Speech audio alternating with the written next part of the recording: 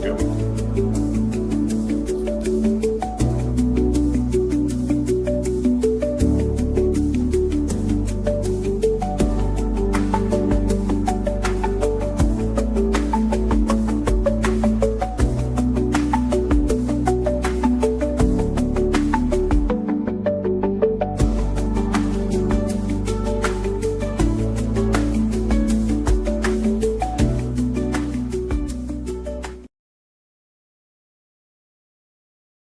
What's going on, everybody? Welcome back into another edition of SEC Talk, Thursday edition. Last week we had our first Wednesday show and now our first Thursday show ever. So getting you here later in the week as we start to preview here week number 11 of SEC football. We'll also have another coach firing that we talked about. It feels like every week now. 3 straight weeks. We have Billy Napier, then we have Brian Kelly, and then we'll have a few free. So we will get that to the hot topic segment.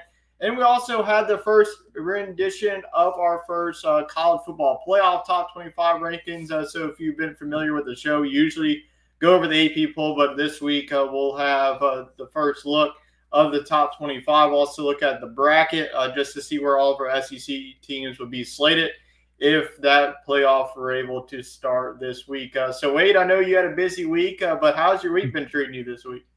Yeah, it's been all good things, just a little busy and catching up with friends and family during our regular show time. So I appreciate Tyler for holding off until tonight to talk a little football. But for y'all, it's good. You get 2 shows relatively back to back.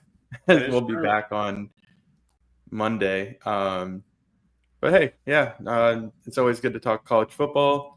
And like you said, more drama in the SEC, so had to cover it. Yeah, so we'll get to that coach firing later on in the show. I know that we start off with Brian Kelly, but we have a lot of LSU ties here with the show, but we will definitely get into, how that firing went down and what could potentially be next for Auburn. So just keep that in mind. But before we get into the bulk of our show here, as always, I want to remind our viewers both on Facebook and on YouTube, if you have any questions pertaining to your favorite team, maybe potential coaches you want your favorite team to hire, because we have a couple of openings, Arkansas open, LSU, Florida, and now Auburn. So if you have any questions pertaining to your both favorite team and how the future of your favorite team is looking here over the next couple of weeks and even months as this coaching search continues to go on, feel free to leave us a comment. We'll get to it at the end of the show after Hot Topics. I'll be monitoring some of the comments here on Facebook and on YouTube. So let's go ahead and get into our Week 10 pick'em results. And Wade, it was a doozy for you. 2 and 4. Vandy, you and I know that we picked Vandy. That was almost happened. Vandy was down 34-10. Then they had an epic comeback. Probably should have recovered that onside kick, but Texas ended up getting a big victory there. There were some other games. Georgia was able to sneak away with a win over Florida. Yet, obviously, Auburn losing to Kentucky, which was the final nail in the coffin for Hugh Freeze. I went 3-3, and Chet back on the board after a couple of weeks of hovering around 500. He's safely over 500, and he's first place in Week 10 pick results. So that's how the crew picked. Now let's go ahead and talk about that SEC teams in the college football playoff top 25 poll. Now, if you missed it, ESPN is going to be doing a weekly show on Tuesday nights. They had a full-on hour show, unveiled the whole entire top 25. And then they also unveiled how the playoff bracket would be if the season were to end. So a little bit of changes from the AP poll to the college football top 25 poll. Not necessarily in the top 5 for the SEC teams. Texas A&M is number 3. Outside the conference, Ohio State is number 1. Indiana is number 2. So Texas A&M is just behind both of those Big Ten teams. Alabama is now number 4. Georgia is number 5 after surviving really a test by Florida and Jacksonville in that annual rivalry game. Ole Miss continues to move up the rankings here at number 6. They'll have an easy game, let's be honest with you. They play the Citadel, and then they'll have Florida next week, and then the Egg Bowl here coming up in a couple of weeks. The big mover of the week, we saw last week on the show that Texas was number 20 in the AP poll. They roll all the way to number 11 after their big win against Vandy. at home. So the Longhorns, definitely some big games coming up. They're on the bye this week, but they'll have Georgia. That's going to be a road game, so that's definitely going to be a huge game for the Longhorns. They'll also have Texas A&M at the end of the season, so that's two big games for Texas moving forward. Oklahoma also moves up after a really big win for them. That was definitely a huge win. We said it on the show that was pretty much a playoff eliminator game for both of those teams, and Oklahoma was able to get the job done, so they are now at number 12. You're seeing the committee also respect the head-to-head. You saw in the AP poll, Oklahoma was ahead of Texas. This time, we see Texas ahead of Oklahoma. Rounding out the top 25, you have Vandy at number 16 after falling now with 2 losses. They'll have some crucial games coming up, so they're pretty much going to have to win out at this point if they do want to make this 12-team field.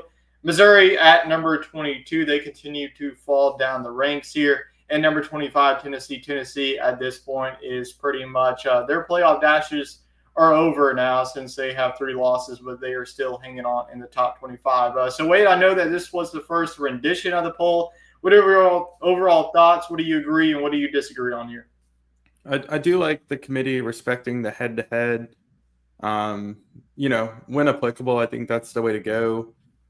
And you see that right there at the 4 and the 5 matchup, as well as the 11 and the 12, and with Georgia and Ole Miss. So I like how that shakes out. What's that? And Vandy and Mizzou too. I know that Mizzou has a couple more losses, but still the head-to-head's there. Yeah, so I like that quite a bit. Really no complaints. I mean, I think Missouri's not as strong of a team going forward, but I do think they deserve to be ranked. And then Tennessee, no bad losses, just hanging in there. So I think they did well, and I agree with the out of conference stuff too. I think Ohio State and Indiana are worthy of being 1-2 right now. I think you could make the case for Texas A&M, but no need to panic if you're an Aggie fan. Yeah, absolutely. We did have some big upsets too. Georgia Tech losing for the first time. Miami loses back-to-back weeks. They lost in overtime against SMU. So those are two, like the ACC. You're looking just like last year, Miami. Just like last year. Yeah, as always. So like the ACC is wide open now. Like Louisville and Virginia seem to be the top 2 teams. I know Georgia Tech's still in it, even with the 1 loss, so they could still run the table. Though they have to face Georgia. That game is in Mercedes-Benz Stadium, so that'll be a big game. So that is our college football playoff top 25 poll. We're probably not going to be this is probably only going to be like our only moment that we have the college football playoff poll, since we're going to go back to our Monday and Sunday routine. So we will be back to AP poll, but still we will be keeping track of that. Let's go ahead and look at the playoff bracket here. So let's just go through the teams who would have the top 4 byes here. So number 1 would be Ohio State. They're still undefeated. Obviously, they really don't have any major tests coming forward. Their next test will be the last game of the regular season against Michigan. That's going to be in Ann Arbor, so that's going to be a crucial game for the Buckeyes. Number 2 is Indiana. They do have an interesting road trip against a Penn State team that is winless in the Big Ten. Already fired their head coach, James Franklin. So this is just a team that's just looking for a win at this point. But Indiana has just been killing every team so far this season. They got an impressive win a couple of weeks ago against Oregon, and they've just been blowing out every single team every single week. We do have 2 SEC teams earning the top 4 byes here. Number 3 is Texas A&M, undefeated. Alabama with the 1 loss. They'll have a couple of big games coming up. They'll host LSU this week, and then we'll have Oklahoma here after they face off against LSU. So 2 crucial back-to-back home games. They'll finish with Auburn, have a cupcake in between there. So Alabama and Texas A&M looks like the 2 teams that will be competing for a spot, not only for the playoff, but for the SEC championship. Let's go to the 5-12 matchup. Another SEC representative, Georgia, only 1 loss for them. And they'll have a couple of big games too with Texas. And then they'll have Georgia Tech, like I mentioned, in a neutral site game. Georgia would face off against the group of 6 or 5 representative, however you view the Pac-12 at this point. But Memphis, I think that it's a guarantee at this point that is going to come from the American, whether that's Memphis or Navy or North Texas. Maybe James Madison could be a sneak in there. But it looks like that matchup would be Georgia and Memphis. Sticking on this side of the bracket, the 8-9 matchup would be Texas Tech, who they are projecting to win the Big 12. Oregon would be the Big 10 representative. Oregon only with that one loss to Indiana. So it's still an outside shot to make the Big 10 championship, but it's looking like a runaway between Ohio State and Indiana at this point. Other side of the bracket, you do see another SEC team in the 6 and the 11. Ole Miss would host Virginia, who is projected to win the ACC at this point in time. And the 7 and the 10, you would have Notre Dame. They're back. Everybody was writing them off after they start off 0-2 with close losses to both Texas A&M and Miami. But you look at the rest of their schedule, I don't want to say it's easy, but it's very manageable that the Fighting Irish are going to be back in the dance once again. BYU is actually here, a Big 12 representative too. So looking at the conference-wise, you have 2 Big 12 teams. You have a couple of Big 10 teams, a couple of SEC teams. Then you also have Notre Dame, ACC, in Memphis. So if the playoff started today, what would be like the one matchup that you would look forward to maybe in the first round or in the second round here? I think it would be, I think the Oregon and Texas Tech game could be very exciting. Yeah. Oregon's got probably the better defense of the two, but I think both offenses could be electric. Likewise with Virginia and Ole Miss. Those are the two that definitely jump to my eyes because both of those games funnel into a potential conference game, and those are always fun as well. So I like those matchups. Yeah, I agree as well with that Oregon and Texas Tech. I think that BYU and Notre Dame would also be a good game as well. I'm not going to say that Ole Miss and Virginia is going to be a good game because, Virginia traveling to Oxford, that would be a tough environment. And I think we would know what would happen if Georgia would face off against Memphis. It probably wouldn't be pretty as well. But, yeah, those two matchups, the 7 and the 10 and 9 and 8, would definitely be some good games. But there's a lot of parity. You don't see like the Clemsons or the Florida States or the Miami. It's like all the big boys that usually are in the college football playoff. It's a lot of new teams here. So we will see what will happen here over the next couple of weeks of the regular season. That would be our college football playoff bracket here on the week of November 4th. So now let's go on to our SEC Fantasy Week 10 results. Wade has crawled all the way back. It's 6-3. Let's see if he can make it 6-4, make a push to get this thing tied here in the next couple of weeks. So, Wade, take it away because you got all the momentum right now here in SEC Fantasy. Yeah, this train is running, man. Taylen Green, he switched over from your team to my team for the first time this year. 240 yards, a respectable game. I did expect a little bit more in this one. It was a great game between Arkansas and Mississippi State. A very improbable comeback for the Bulldogs on the road, but Taylen Green did his part, 240 yards. Devon Booth kind of swung and missed here. Bothwell did come back. He had a command on the backfield, and Booth mixed in. When he did, just a tough day overall, just 13 yards. But the Bulldogs did come away with the win. Isaiah Satanga, he continues to be one of the more impressive and consistent wide receivers in the SEC. I think that wide receivers have been less prevalent than in previous years. We don't have a Trey Harris this year that's in the lineup every week. But just 68 yards for him. Not too shabby. I'll take it. And then my last-minute flip to the Kentucky defense. Proved to be a huge difference maker this week as it kept me in the positives despite the lack of points from my skill players. I got 80 yards. 80 yards this late in the season. If you can keep positive, that's pretty good. Yeah, that Kentucky defense was able to really shut down that Auburn offense. You saw both Jackson Arnold and Ashton Daniels. But Auburn, he only put up 3 points against Kentucky. Bad things are mainly going to happen. You saw that not only on the field but also off the field.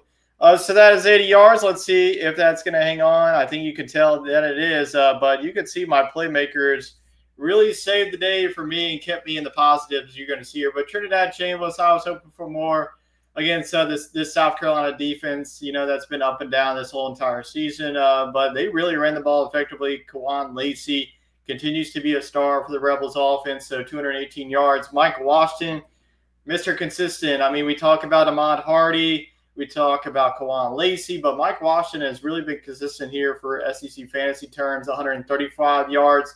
First time we see Zachariah Branch here on the show, and he performed well in the rivalry game against the Gators. He was really the bright spot for this Georgia offense that struggled at times against a really solid Florida defense. 112 yards for Mr. Branch.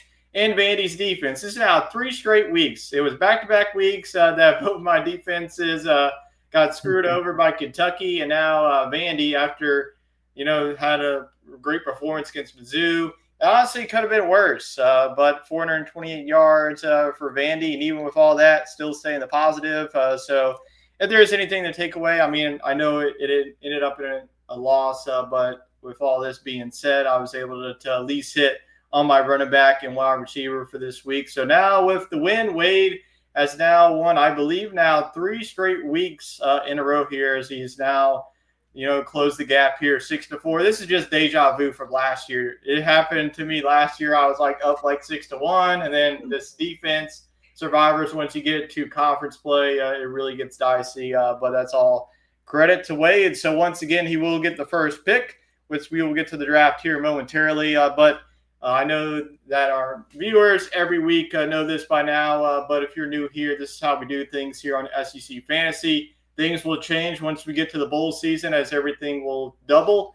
But for now, we have 1 quarterback, 1 running back, 1 receiver, and a defense. And as always, our weekly rules is as follows. You cannot draft the same player twice in back-to-back weeks.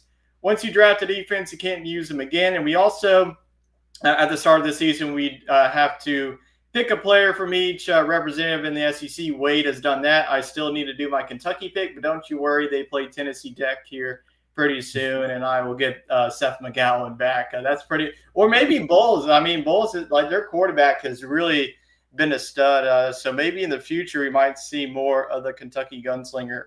But that's going to be, to another season. But we will go now to our quarterbacks. A new face here, an old face here. Gunnar Stockton of Georgia, the first time that I think that he's ever been on SEC Fantasy. Don't know if any of us picked him on last season's show. And then we have Ty Simpson of Alabama. So Gunnar Stockton going up against a Mississippi State defense. Looks like back-to-back weeks now. I know Taylor Green faced off against the Dogs. He did okay. How do you see Gunnar Stockton faring, and what could be maybe a high-scoring shootout between the 2 Dogs? Yeah, that's kind of my thoughts, is that the Mississippi State defense has struggled, especially against mobile quarterbacks. So Gunnar Stockton brings that element, and he's playing really good football right now. I think that, maybe given that Georgia's going to be a heavy favorite, maybe they kind of open up the playbook and let him sling it some. So I'm looking for him to have one of his better performances of the year. Yeah, absolutely. I thought about going with Blake Shapen, to be honest with you. I was very close putting his name down. I really think that he's been playing well. I know that Kamari Taylor did get some reps, an opportunity to play against Arkansas, but I'm just going to go with one of the best quarterbacks in the SEC this season, in Ty Simpson. I think that LSU's defense, they're going to be thank God we don't have to face off against a dual-threat quarterback, because in recent years, on the other side, it's been Jalen Milroe. We know the past couple of seasons it hasn't been treated so well. But I think that Ty Simpson, he's really been consistent. I just really need consistent numbers, because quarterback play the last couple of weeks for me in SC Fantasy have been lacking. So you know what? Just going to go vanilla pick there, go with Ty Simpson. Now let's go on to the running backs. You are just going all new faces here as you go. Jeremiah Cobb, the Auburn running back, honestly has been one of the bright spots for what has been an awful Auburn offense. And then Jadon Ball of Florida, another Mr. Consistent for SEC Fantasy. So talk about Jeremiah Cobb's matchup against Vandy's defense that just gave up a lot of yards against Texas.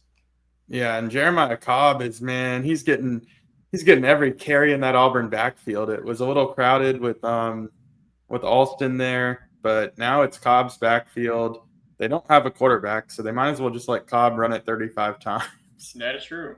And same thing that they did with Jarquez Hunter. Yeah, I mean, he's really fitting into that Jarquez Hunter role.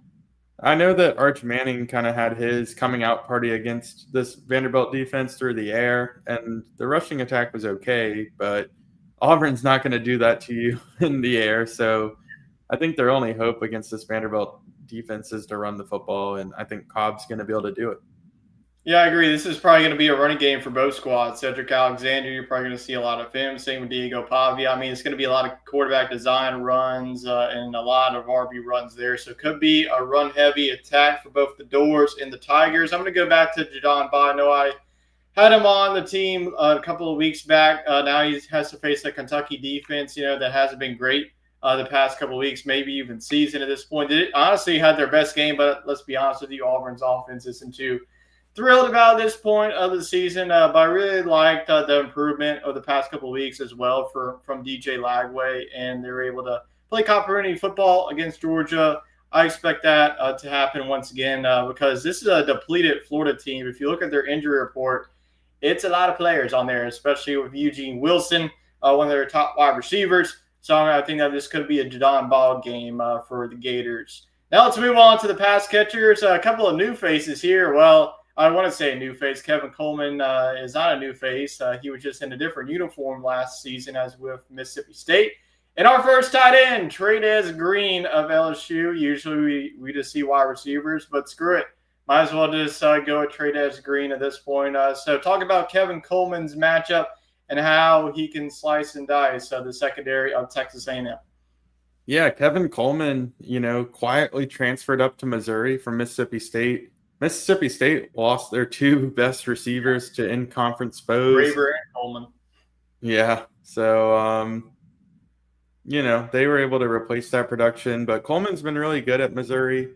And last time we saw this team play, the true freshman quarterback came in for Missouri, and he just locked in on Coleman. And Coleman did have the big catch at the end of the game that was the near game-tying touchdown.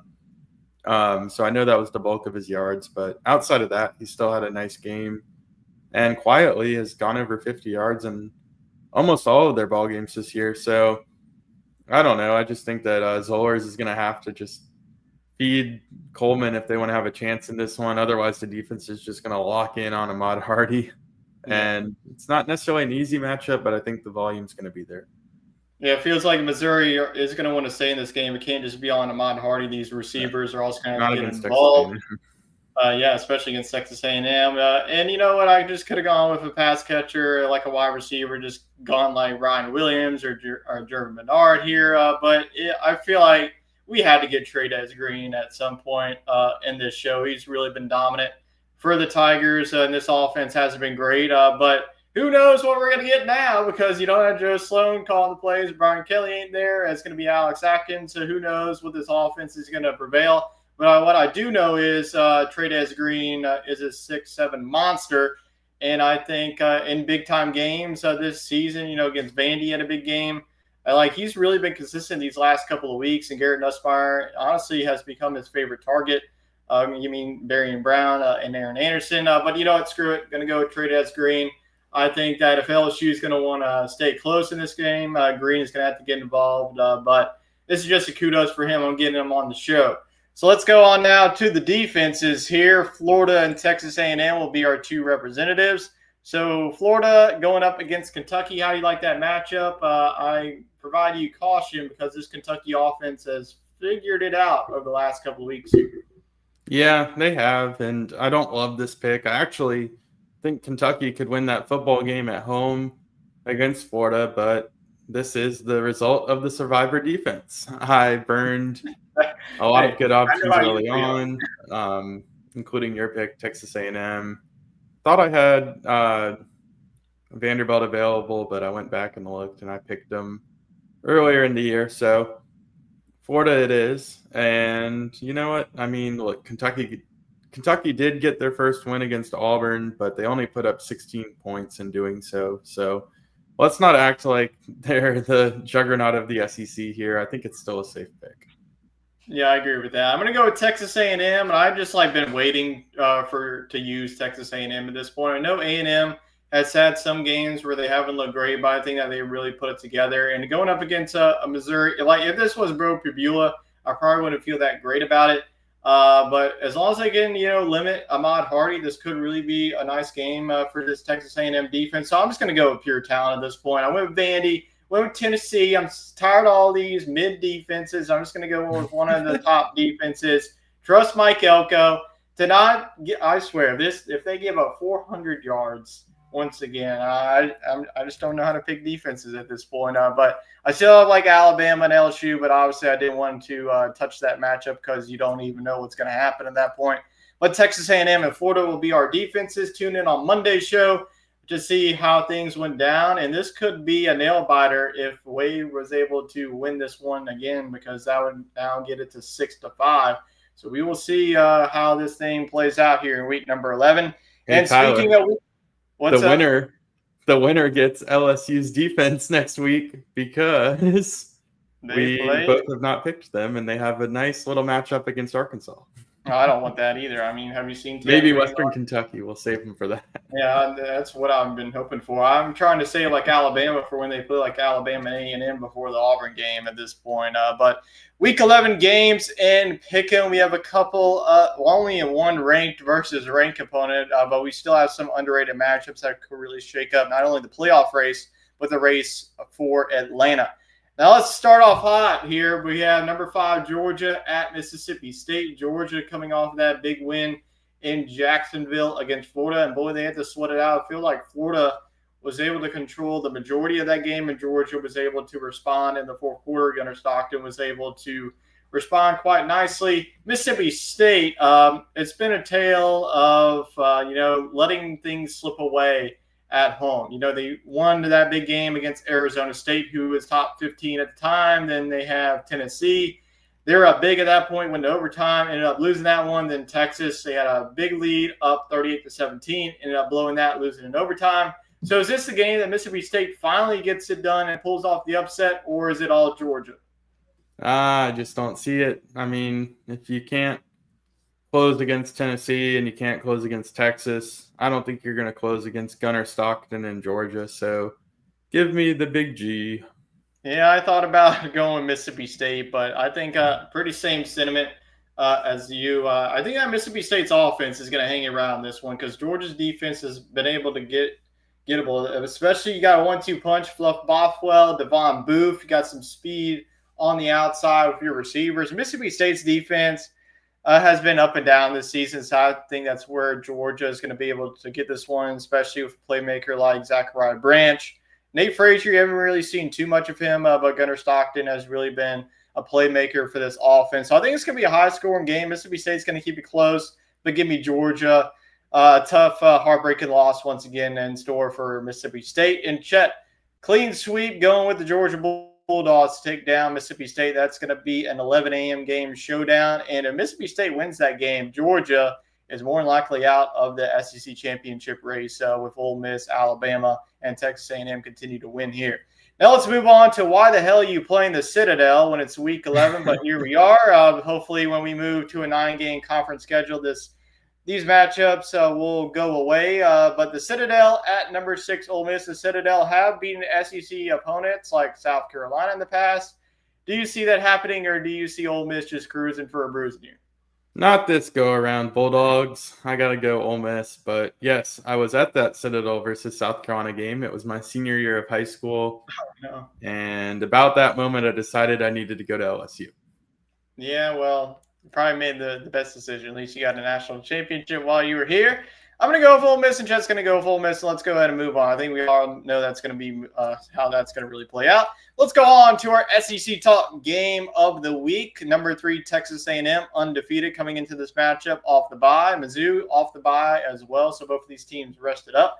Mizzou, like I mentioned, this is a playoff eliminator for them. Sitting at 2 losses, they cannot afford to lose any more games for the rest of the season for Texas A&M. Even if they lose this game, the season is not over for them, but they would like to keep on winning so they can go on to the SEC championship and get that first round bye in the playoff. So how do you see this one faring? Because last season it wasn't close as the Aggies stormed away with a blowout win at home last season.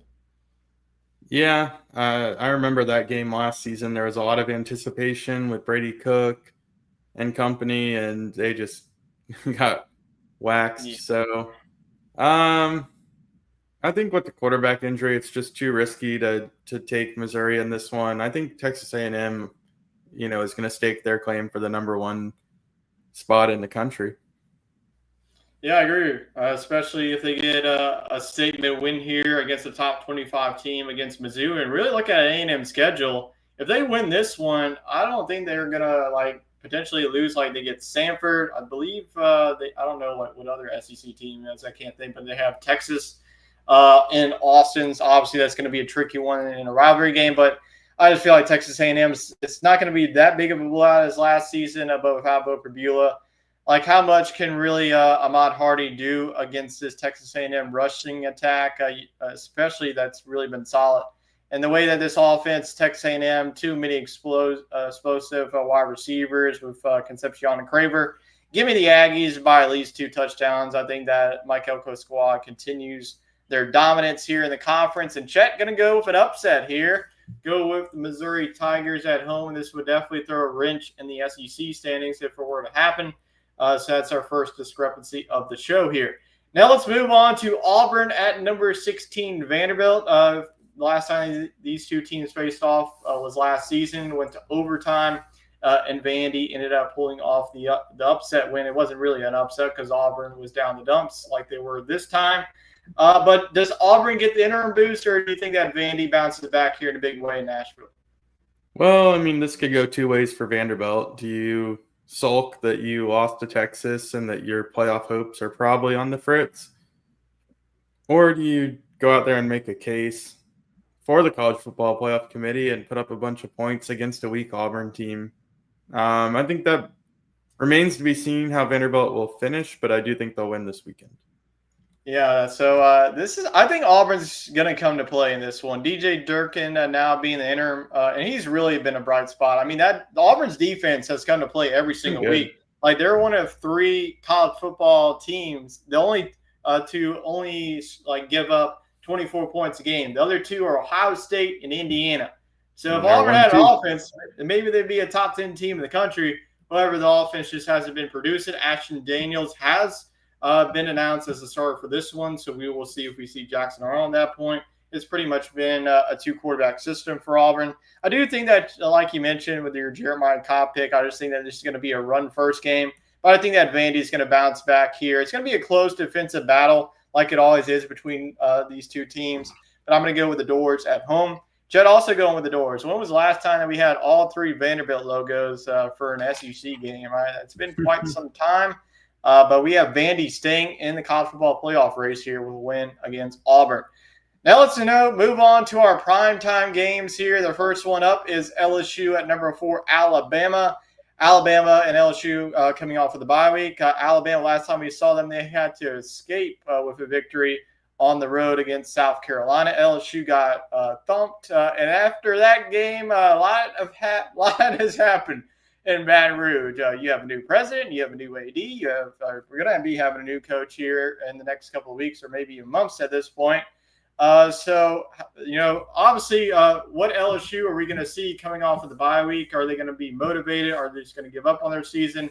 And how do you have this game facing off in a Saturday night game? I know that LSU already having 3 losses, a little bit of luster, but it's always really a treat to see both of these teams face off. Yeah, I mean, this is a game that could go one of 2 ways. I mean, LSU, we don't know what they're going to look like, right? And every single assistant coach is auditioning. I don't think Alabama even knows that. I don't even think Alabama knows what they're going to be getting. Yeah, honestly, Alabama's probably mad Brian Kelly got fired. Yeah. You knew what was coming before. You don't know now.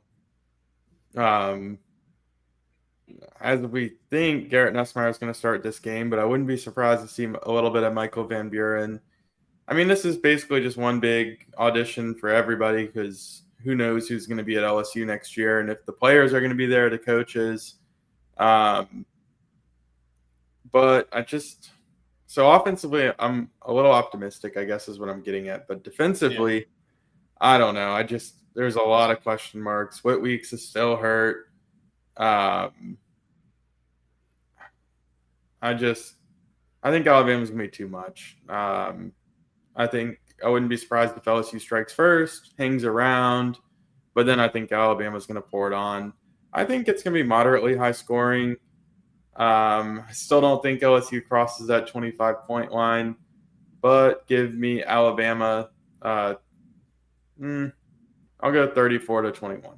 I'm surprised you gave a score prediction because honestly, I have no earthly idea what the hell this score is going to be because I don't know. I know what you're going to get from one side, but from LSU, it's all fool's gold at this point, especially on the offensive side of the ball. Whit Weeks is questionable for this game. We'll see if he plays or not. I just don't think that he is at this point. At this time in the week, obviously, that would be big for LSU's defense if Whit Weeks is back on the field. But yeah, like you mentioned, the past couple of games, LSU's defense has really lost their swagger in the early part of the weeks. Maybe it's just because the teams that they played weren't as good as they were in the preseason, like beating Clemson and Florida, and even South Carolina at home. But LSU's offense, how will they respond here coming off of the bye week? Will we see more of the run game with Harlon Berry and Caden Durham, or will you see Garrett Nussmeier continue to air out? Will you see, hopefully you don't see like freaking bubble screens left and right on every play that you saw with Joe Sloan. Hopefully you're able to air it out, use your playmakers, Barry Brown, Aaron Anderson, even Trey'Dez Green, too, across the middle of the field. But I'm just going to go with the home team here. I think you will see a motivated LSU team come in here. I just think that the way that Alabama is playing, I know that coming off of that, potential almost loss to South Carolina. I mean, South Carolina really gave it to them for 4 quarters. So it's not like Alabama is invincible like they have been in the past. But I'm just going to go with Alabama. I think that the home crowd is going to fuel them to a close win here. I'm not going to give you the score, but I'm just going to give you a prediction there of Alabama winning at home. Chet's still rolling with the Tigers. He's been rolling with LSU even in the tough days here over the past couple of days here, with all the things that's been going on. But it's crazy. We've seen the couple of interim coaches this season, with the UCLA. We'll see if Auburn can do it. So we'll see if LSU can get the interim up and pull off a shocking upset against number 4 Alabama in Tuscaloosa. So we will see how that game plays out. But we have one more game to get to here at Florida at Kentucky. And this has been a rivalry in a series that, Florida – at one point was dominating this one. They had won 30 games in a row. And then Kentucky and Mark Stoops a couple of years back, they were able to win it. And they've been able to win the past couple of seasons. It hasn't been as dominant of a series from the Gators. And Kentucky has really shown a pulse here over the past couple of weeks. I know that Tennessee put up 56, but they were able to put up some points on them. And they're able to keep it close with a lot of teams. They kept it close with Ole Miss early this season. They were able to get their first conference win on the road against Auburn. And like I mentioned, Florida, a lot of injuries, key injuries on offense and defensive side. So who you got in this one? It could be a tricky game. You're coming off an emotional loss, a game that you probably had in your hands. So how does the Gators respond? And do you have Kentucky pulling off back-to-back SEC wins and maybe not being the cellar dwellers of the conference? Look, I had Kentucky pegged to win this game before they beat Auburn, and I'm definitely going to stick with that pick now. Yeah. Kentucky coming from the bottom to 2 SEC wins in my book. I think Florida's just kind of like you said, down in the dumps, moping around, no coach. Obviously, we know DJ Lagway's probably going somewhere else. They're banged up. Your guy, Baugh, is probably about the only chance they have in this one. So, yeah, give me the Wildcats and a little bit of an upset. Hey, it wouldn't be SEC talk if Wade wasn't on the Kentucky train here. He wasn't on it. He was off of it. Now he is back on it here. We'll see if he can get the Cats to 6 wins. Moderate Kentucky train. Yeah, it's moderate. Kentucky train to 2 wins. You're starting to get on the train, but if they lose this game, you're probably going to hop right back off, which I have. I think I have the Gators win this one. It's been a lot of rough games for Florida. I mean, we talk about their schedule. I mean, this team, their defense is still going to get after Kentucky. I know Kentucky's offense has really picked it up, but they just played a really tough Auburn defense. I feel like Florida has a lot of playmakers that Auburn has as well. I know that they are banged up. But like I mentioned, Jadon Baugh, that's why I picked him. I think that he's going to have a big game. DJ Lagway is starting to play better down the stretch. So it's going to be a close, low-scoring game. It's going to be a grinded-out game. Kentucky's going to want to play to their style. but give me the Gators at home. And I think that you would rather you're really liking this one because you're the lone Kentucky pick on this one as Chet's rolling with the Gators. So we have a lot of discrepancies between all of us. So we will see how the standings fare after week number 11. So that is all of our games in week number 11. Now let's go ahead and close out the show here with some hot topics. Like I mentioned, first of all, the big one over the weekend was Auburn finally firing head coach Hugh Freeze. It feels like it's just been like a season where like the Sam Pittmans and Billy Napiers and now Hugh Freeze, I feel like they should have been fired last season. Now their ADs are stepping in and firing Hugh Freeze. But losing to Kentucky, the offense was just abysmal. Like honestly, the majority of the Hugh Freeze era, it was just like the whole entire Hugh Freeze era was just a disappointment at Auburn. You swung and missed on pretty much every transfer portal quarterback, getting in Peyton Thorne and now Jackson Arnold. Your defense was there. I mean, DJ Durkin, if it wasn't for him, Auburn probably would be like 3-9 every season. This was a team that didn't even make a bowl game, I believe. Maybe in the first season they made a bowl game, but really outside of that, it's just been hovering around 500. That's just unacceptable at a program like Auburn. So do you think that this was the right move, and what are some early candidates? I think that's going to be this. I think it's going to probably be the same that you've been hearing, like Kenny Dillingham, John Summerall, Tulane. So what are your overall thoughts on Auburn moving in a different direction, and who you think would be the right candidate to be the next head coach in the Plains? I think John Summerall would be a slam dunk, given his connections. You mentioned that on last week's show too. Yeah, so I mean, it might even be a thing where they've already talked to his agent and felt pretty confident in their chances to go ahead and fire Hugh Freeze. I mean, obviously the Florida job's been open for a while. I think they're going to be hesitant to go the Group of 5 route. LSU has been open. We've seen this dance before where the prominent Group of 5 coach in state doesn't even get a look at the Tigers. So I think that's where he's heading, if I had to guess. And it sounds like Arkansas found their guy today in Ryan Silverfield from Memphis. Yeah, can't beat them, join them, I guess, because Memphis beat Arkansas this past week. So maybe they're very impressed with him. We will see if that is finalized or not. But our next piece of news, we will stay in state. Alabama suspends Dre Kirkpatrick Jr., getting a little bit of trouble outside of football. He only played on special teams, so it's not that big of a loss for this upcoming game against the Tigers, but still to note moving forward. So now let's move on to our questions here. The first, I want to do like a two-part here. Which SEC player has broken out this year? Let's go ahead and start off with SEC fantasy first, and then we'll move on to the season. So which player has broken out this year in SEC fantasy?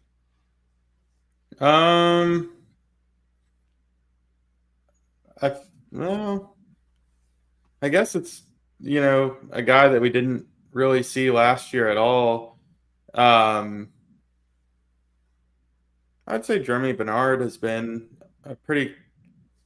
has developed into a star in the SEC, both in real life and in fantasy. Definitely a guy that going into the year we thought would be second fiddle to Ryan Williams, but I think he's kind of broken out of that wide receiver room. Well, I wouldn't be able to say this answer if you didn't pick him this week. I'm going to go Jeremiah Cobb of Auburn. Painful as been to watch Auburn's offense, he's really been the bright spot. And losing a guy like Jarquez Hunter, that's a big blow for this Auburn offense. A lot of big shoes to fill. And Jeremiah Cobb has really been a terrific running back. Obviously, you could go with Ahmad Hardy and Jadon Ball, but we know those guys are going to be good for their respective teams. It was a little bit of question marks of who is going to be this bell cow running back for Auburn. I believe that Jeremiah Cobb has done a terrific job. So that's my SEC fantasy breakout player of the year. I know he hasn't been picked this season, but I think that moving forward, he could really be a breakout moving forward. Now let's move on to the season-wise. Who's been your SEC player breakout so far? I'm going to stick in the receiver room. Isaiah Satenga, another guy that's kind of come out of nowhere, maybe doesn't get the SEC fantasy stats and love, just 50, 60 yards a game. But, man, would that Oklahoma offense be lost without him, because they don't have any playmakers at running back, not at least until lately. And John Mateer has been hurt, so he's been a good mainstay for them and has them at number 12. Yeah, I'm going to go Trinidad Chambliss of Ole Miss. Yeah. And it started off like it was going to be the Austin Simmons show. Then he got hurt in that Kentucky game. Then you saw Trinidad Chambliss, and it's been him the rest of the way. And he's really been sensational. I think a lot of people are down him coming from Ferris State, how he's going to fare in the SEC, but he has had no problem whatsoever. And Ole Miss, a team that had all the talent last year, is in a better position this season if they don't screw it up here in the next couple of weeks here. But yeah, Trinidad Chambliss has really been sensational. Like losing a guy like Jackson Dart, this offense has not missed a beat whatsoever. Now let's move on to our last question here. Then we'll go on to our viewer questions if we have any. Who should be on upset alert this weekend in the conference? Hey, I guess the Gators, huh? Yeah. I don't know if that counts. Yeah, but I think you alluded to something earlier. Vanderbilt should be on upset alert, Yeah. Kind of like LSU. We don't know what Auburn's going to look like. Could be a scrappy, low-scoring game. So, yeah, Vanderbilt. Yeah, I think Vandy's a nice option. I'm going to go with Georgia. I mean, walking into Starkville, the way that Mississippi State has played at home, I know, like I mentioned, the slip-ups, they've been dominating in the first half, and they let it get away in the second half. Georgia better not have a slow start because we have seen Georgia get off to a slow start. So if Mississippi State gets on them, they're not going to want to let this happen again. 3 straight home games in a row. So I think that Georgia better be on the lookout. It's a sleepy 11 a.m. game. You're coming off of a rivalry game.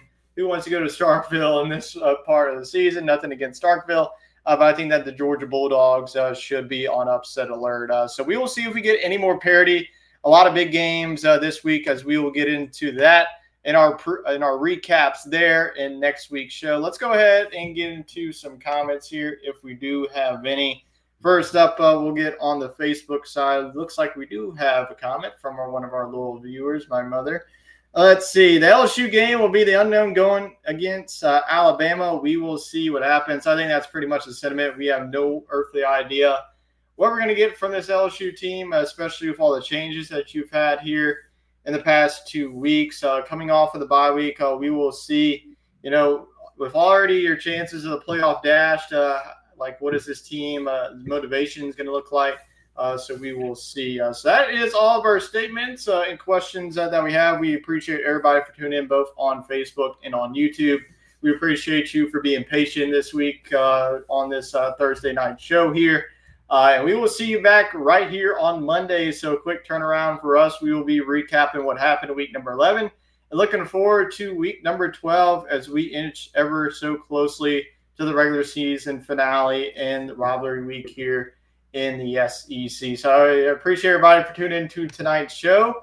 And we will see you here in a few days. Enjoy your weekend, all the festivities, and enjoy this roller coaster of weather that we're going to be having, because one day it's going to be feeling like summer and the next you'll be right in winter. That's just the South for you. But I appreciate everybody for tuning in, and we will see you all next time.